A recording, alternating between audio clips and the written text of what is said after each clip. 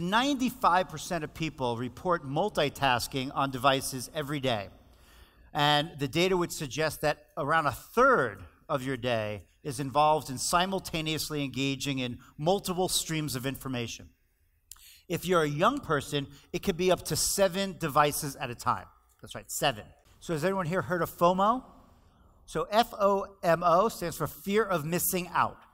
This is a very, very powerful source of anxiety for a lot of people. While they're doing one thing, they're worried about what other thing they're missing, especially with social media, especially with young people. But still, many other people feel it.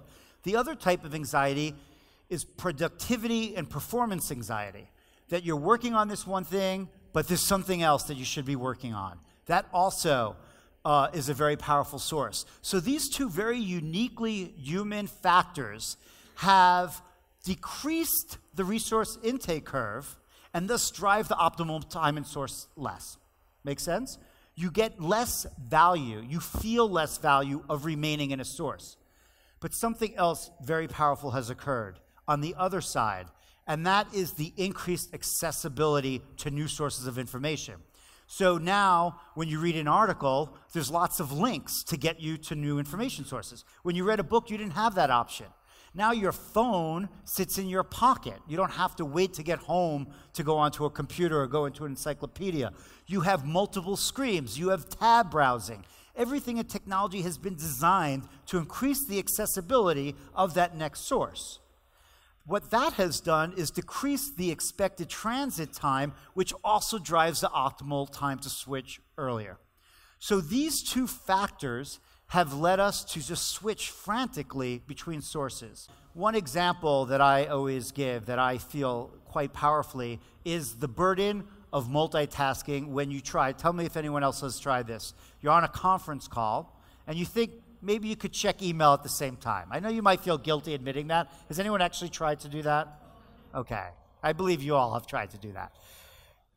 You know it's impossible, right? You feel the burden. Like you would have to be, not send that email if it's important because you could read it over later, or you might have to ask the person to repeat what they're saying and then you feel guilty that you were doing something else. But I find that's like a really powerful example to realize that your brain cannot parallel process both those pieces of information. You're switching between them and you have a degradation in performance. You're not even aware that this switch is occurring. To you, you feel like you're multitasking, but you're not. You're switching, and that's where the degradation occurs. When I first started researching this and thinking about a book on this topic, there were definitely a lot of reports about people putting on their resumes, I'm a good multitasker, or people asking in interviews, how are you at multitasking?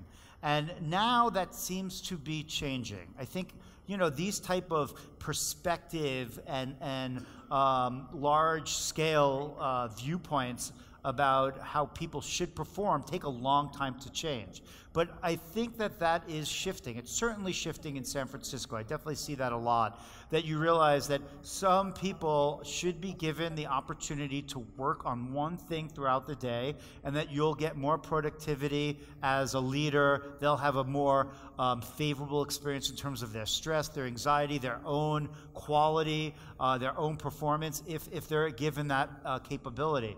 And so I think at some point you might be bragging at how good you are at doing one thing really well.